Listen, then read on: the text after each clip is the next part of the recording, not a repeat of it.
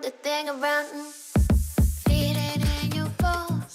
내일이죠. 9월이 되면 전국 스쿨존의 심야 시간대 속도 제한을 50km로 완화하겠다라는 보도자료가 배포가 됐습니다. 자, 그런데 경찰이 하루 만에 이를 번복했죠. 결과적으로 현재도 시범 운영 형태로 이뤄지고 있는 스쿨존 8곳만 제외하고는 그대로 지금이랑 똑같이 운영이 되는 건데요. 자, 왜 이런 일들이 발생한 건지, 그리고 현장에서 어떤 목소리들 나오고 있는지 교통사고 전문 정경일 변호사와 이야기 나눠보겠습니다. 변호사님 안녕하십니까? 네, 안녕하세요. 예. 자, 경찰이 하루 만에 이 스쿨존 제한 속도 완화와 관련한 발표를 번복을 했습니다. 네네. 이 과정 어떻게 보셨는지 먼저 얘기 좀 들어볼까요?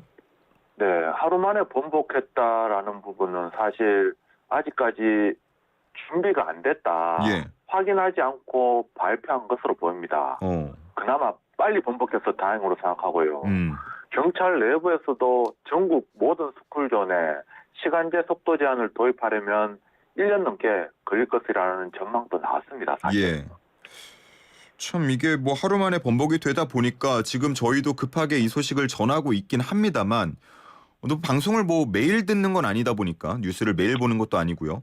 네. 혹시나 9월이 됐을 때 나는 이거 완화된 줄 알았는데요 하고 만약에 네. 해명을 하거나 진술을 한다 그러면 이게 네. 좀 참작이 됩니까? 이런 경우는? 네, 사실 참작이 안 됩니다. 이 발표라는 것이 법적 효력이 있는 것이 아니고 또 발표할 때 뭐 일률적으로 구체적으로 말한 것은 사실 아니기 때문에 예. 본인이 완화되었다. 구체적으로 어떤 장소가 완화됐는지에 대해서 나타난 것이었기 때문에 운전자들이 그런 이야기를 한다라고 반영되지는 않습니다. 운전자 예. 스스로 안전운전에 각별히 주의해야 됩니다. 참 뭐 오늘 저희 방송을 포함해서 이런 보도를 듣는 분들이면은 이제 번복된 내용을 아시겠는데, 처음에 발표된 내용만 알고 이 번복 사실을 모르는 분들이 9월 초에 좀 혼선이 있지 않을까 걱정이 되는 부분이고요. 네, 운전자들도 혼선이 있을 수 있고 또 어린이들도 교육에 혼선이 있을 수 있죠. 그러네요. 예. 네. 이 어쨌든 속도 제한을 완화를 한다고 치면 네네. 뭐 표지판이나 이런 것들 좀 바꿔야 돼서 시간이 필요할 텐데 그런 게 좀 준비가 돼 있는 상황이었다고 봐야 되는지 이것도 궁금하네요. 네, 사실 준비가 돼 있는지 안 돼 있는지 확인해 봐야겠지만 예. 사실 이러한 부분 진행시키려면 뭐 시설물 교체 이야기하신 것뿐만 아니라 현장 조사, 예산도 당연히 필요하고요. 선보시켜야 되는 부분이고 광역자치단체장 그리고 시장, 지방경찰청, 뭐 경찰서장, 도로 여건 다 확인해야 됩니다. 주민, 학부모 의견 충분히 고려되어야 되는데 과연 이 부분에 대해서 어디까지 진행되고 뭐 발표하려고 했었는지 확인은 필요합니다. 알겠습니다. 자, 일단 지금 그 전국의 8곳이 시범 운영 형태로 이 심야 네. 시간에 대해서 속도 제한을 좀 완화해서 실시를 하고 있는데 네네. 어느 곳들이고 또 구체적으로 어떻게 운영이 되고 있는지 짚어주신다면요? 네. 이 스쿨존 8곳 시범 운영되고 있는데 작년부터 시간제 속도 제한을 시범 운행하고 있습니다. 그 완화 가능한 구역은 스쿨존 8구역은 서울 광운초, 인천 부원, 미산 부일 분해초등학교, 광주 성원초등학교, 대전 대덕초등학교, 경기 이천 정포초등학교 등이고 구체적으로 오후 9시부터 다음 날 오전 7시까지 제한 속도를 시속 30km에서 시속 40에서 50km로 완화하고 있습니다. 예. 저도 이제 운전을 하면서 이 말씀해주신 시간대에 스쿨존을 지나가 본 적이 있는데, 네. 뭐 특히나 새벽 시간이 되면은 뭐 인적이 굉장히 드문 곳들도 있습니다. 부분적으로. 그렇죠. 그럴 네네. 때 30km를 지키려고 하면은 약간은 답답한 감도 없잖아 있는데, 네네. 우리 변호사님은 이 심야 속도 제한 완화 움직임에 대해서는 어떻게 생각하시는지도 네. 궁금하네요. 네, 결국은 교통 소통과 어린이의 생명과 안전 어느 것을 우선할 것이냐 문제거든요. 예. 효율적인 부분은 아닙니다. 음. 물론 어린이의 생명과 안전이 담보된다면 탄력적으로 뭐 운영하는 거 긍정적으로 볼 수 있겠지만 예. 아직까지는 우리나라가 OECD 국가와 비교하더라도 교통사고 사망자 수, 특히 보행자 수, 사망자 수가 많습니다. 이 부분은 아직까지는 신중히 접근해야 될 문제고 교통 소통 때문에 교통 안전이 위협되는 건 아닌지 예. 진지하게 생각해 봐야 됩니다. 얼마 전에 바뀌었던 우회전 일시정지와도 비슷한 흐름이라고 볼 수 있겠네요. 말씀해 주신 건. 네, 맞습니다. 보행자 중심이냐 운전자 중심이냐 큰 틀에서는 바뀐 게 없다고 볼 수 있습니다. 예. 학교들마다 그 주변 환경의 차이가 있긴 합니다만 주택이 많은 곳에 위치한 학교들도 있거든요. 네네. 그런 곳들은 아무리 심야 시간이라고 하더라도 좀 아이들이 언제 어디서 활동을 할지 모른다 이렇게 보면 되겠습니까? 네, 맞습니다. 또 그리고 뭐 아이들이 없는 새벽 시간대는 문제 안 되니까 해도 되지 않느냐 이런 식으로 자꾸 논리를 풀어가려고 하는데 예. 조금 위험하다고 생각합니다. 뭐 이렇게 탄력적으로 운영하다가는 정작 보호돼야 될 시간대 예. 위험해질 수 있고요. 또 지금 일률적으로 적용하고 있는데도 어린이 보호구역내 사고 끊이질 않습니다. 탄력적으로 적용하면 더 위험해질 것 같고요. 또 그러면 얼마나 빨라지고 얼마나 위험해지냐 이거 숫자를 한번 보면 좀 더 이해가 편하게 될 수 있는데 예. 어린이 보호구역 정문 반경 300m 정도 지정됩니다. 길어봐야 그러니까 좌우 600m 정도인데 시속 30km 600m 진행할 때 72초 걸립니다. 시속 40km일 때는 54초 걸리고요. 시속 50km 진행할 때는 43초입니다. 그러면 10km에다가 10초, 20초 정도밖에 차이 나지 않습니다.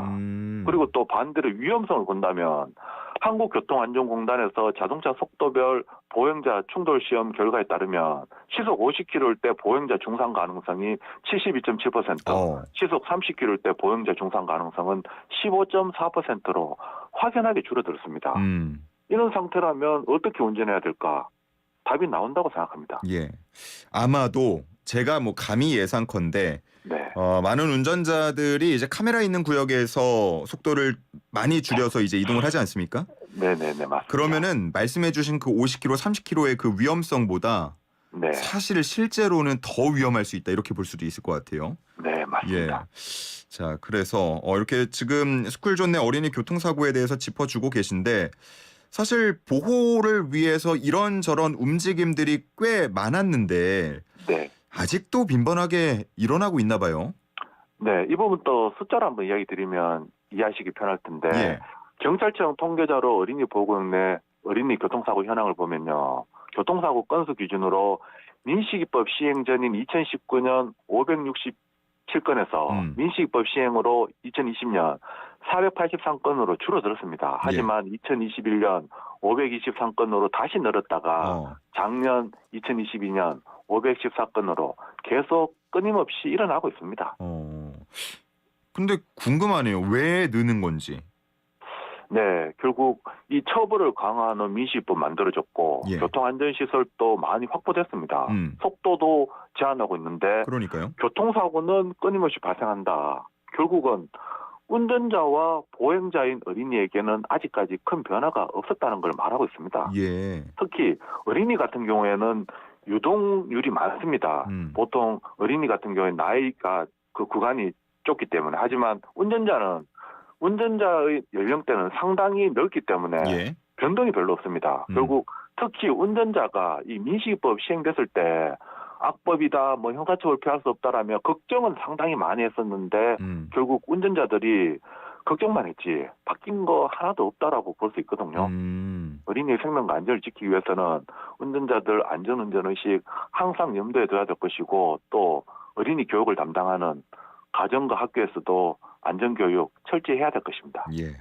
스쿨존으로 지정되는 범위가 무제한은 아니니까요. 앞서서 말씀해 주신 것처럼 뭐 30이나 50이나 한 2, 30초 차이밖에 나지 않는다라는 점 꼭 기억하시면서 좀 서행을 하시면 좋을 것 같고 저는 개인적으로 지나다 보면 아직도 곳곳에 있는 이 불법 주정차 때문에 어린이들이 더 보이지 않고 위험한 상황에 빠지지 않는가라는 생각도 드는데요. 네, 맞습니다. 이 불법 주정차 본인들 편하자고 하는데 사실 어린이 보호구역에서 불법 주정차하면 범칙금 과태료가 일반 도로보다 3배 이상 비싼 12만 원이거든요. 이 부분 운전자들이 몰라서 불법 주정차하는 거 아닙니다. 알면서도 개인 사정으로 불법 주정차를 하는데 결국 알면서 한다는 것은 단속이 제대로 안 되기 때문입니다.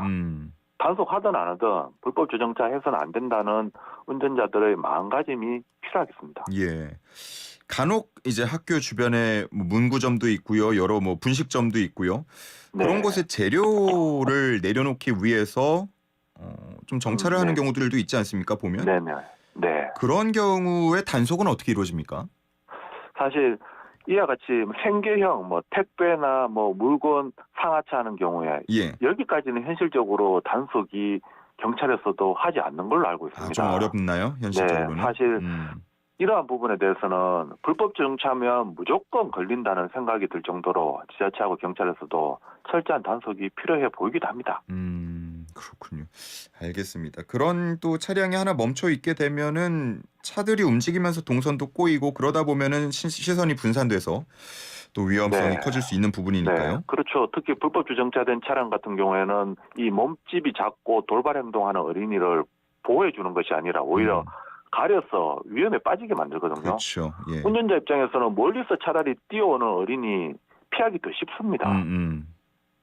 맞습니다. 갑자기 가려져 있다가 튀어나오는 그런 사람이나 물건에 대해서는 피하기가 상당히 어려운 거니까요. 예. 불법 주정차 단속이 강화돼야 한다는 부분 짚어주셨고, 그 스쿨존 내에 불법 주정차가 얼마나 위험한지 앞서서 뭐 숫자로도 여러 가지 얘기를 해주셨으니까 혹시 이것도 더 그 경각심일 수 있도록 설명을 추가적으로 해주신다면요. 네, 좀 더 보완한다면 이 불법 주정차된 차량 보통 어린이들이 이와 같이 피할 수 있는 공간을 제공하는 것이 아니라 오히려 위험에 빠뜨립니다. 방패가 되는 것이 아니라 어린이는 돌발 행동하기 때문에 갑자기 뛰쳐나오는 경우에는 사실 저도 못 피합니다. 그런 상황을 불법 주정차가 만들어버리거든요. 예. 불법 주정차에 대해서는 단순한 범칙금 과태료에 불과하지만 사고를 이어지면 사고에 대해서 책임지고요. 이와 같이 불법 주정차는 어린이 보호구역 내에서의 사고의 원인이 될 만큼 상당히 위험합니다. 뭐 새학기가 이제 곧 시작이 되니까요. 이때는 그래도 집중 단속에 들어가겠죠? 그렇죠. 단속을 해서 사실 불법 주정차하면 무조건 걸린다라는 생각이 들 정도 철저한 단속해야 됩니다. 아마 이렇게 쭉 저희가 나누는 얘기를 듣는 운전자 분들께서는 이거 너무 운전자의 책임과 주의만 강조가 되는 게 아닌가 싶은 생각이 들 수도 있는 게 최근에 또 운전자들의 공분을 사는 일이 있었습니다. 네네네. 횡단보도에 아이들이 대자로 누워서 뭐 스마트폰을 만지는 모습이 공개가 되기도 했는데 이제 뭐 민식이법 놀이 뭐 이런 식으로 부르는 것 같기도 하고요. 이런 법의 취지를 악용한다고 볼 수 있는 행동들 변호사님은 어떻게 보시는지요? 저는 사실 이러한 현상이 갑자기 생겨났다라고 생각하지 않습니다. 이미 이런 현상은 과거에도 있었고 현재도 있는데 이런 부분에 대한 불만을 표출하기 위해서 민식이법과 엮은 건 아닌가 하는 생각이 들거든요. 사실 이 논란에 대해서 민식이법 놀이다, 민식이법 폐해다라는 이야기 나올 정도로 많이 이슈됐습니다. 결국 논란이 민식이법 비판으로 옮겨가는 것 같아 안타깝고요. 우선 이렇게 민식이법 놀이라고 규정 짓는 것 자체가 용어 규정 짓는 것 자체가 민식이법 비판하는 것으로 보입니다. 사실 아까 이야기 드린 것처럼 민식이법 있기 전에도 어린이 학생들이 도로에서 장난치는 행동 많이 있어 왔습니다. 예를 들어 과거 소속차 뒤를 쫓아가는 경우도 같은 맥락 행동이고 유튜브 과거 영상들 한번 찾아보시면요. 어린이들 스쿨존 내에서 위험천만한 행동 영상 확인됩니다. 뭐 물론 이러한 행동 위험천만한 행동이고 해서는 절대로 안 되죠. 교통안전교육이 더 강화돼야 되는 거 당연하고요. 다만 이러한 일부의 행동 때문에 어린이의 생명과 안전까지 위협받아서는 안 됩니다. 사실 민식이법이 문제가 아니라 교육이 더 필요한 부분입니다. 알겠습니다. 그러면 현실적으로 이제 내가 운전을 하다가 뭔가 이렇게 나에게 달려들 듯 말 듯 하는 어린아이를 만나거나 장난을 치는 아니면 실제로 공개된 것처럼 이번에 공개된 것처럼 바닥에 드러 누워 있는 아이가 있다 라고 하면 운전을 하는 운전자 입장에서 어떻게 대처를 해야 됩니까? 사실 이 부분에 대해서 먼저 과실비율을 좀 따진다면 이 어린이의 위험천만한 장난으로 운전자가 피할 수 없어서 사고가 발생됐다. 그러면 당연히 운전자 무과실입니다. 그런데 그런 경우가 아니라 보행자가 도로에 누워있다. 위험천만한 행동했지만 운전자가 보행자 확인된다면 운전자도 주의를 다해야 되기 때문에 운전자에게도 일부 과실 주어집니다. 결국 과실비율 부분에 있어서는 운전자도 각별히 주의해야 되는 부분이긴 합니다. 또 그리고 이러한 위험천만한 행동을 해서 운전자가 피하다가 2차 사고 발생되는 경우도 많습니다. 그러면 2차 사고에 대해서는 보행자에게도 자신의 과실 비율만큼 책임이 주어집니다. 그런데 이 보행자가 어린이니까 책임 안 지는 거 아니냐? 그렇지는 않습니다. 어린이가 책임 능력이 없다면 그 부모에게 책임 물을 수 있습니다. 알겠습니다. 자, 꼭 마주하면은 뭐 화를 내거나 혹은 그 차로 위협을 하거나 그러진 마시고요. 잘 타일러 보시고 안 되면 또 뭐 뭔가 경찰력이나 등등의 힘을 빌려 보시는 것도 더 현명한 방법이 될 것 같습니다. 네, 일단 운전자가 각별히 주의해야 되는 부분입니다. 알겠습니다. 자, 오늘 여기까지 듣도록 하겠습니다. 정경일 변호사와 함께했습니다. 고맙습니다. 네, 고맙습니다.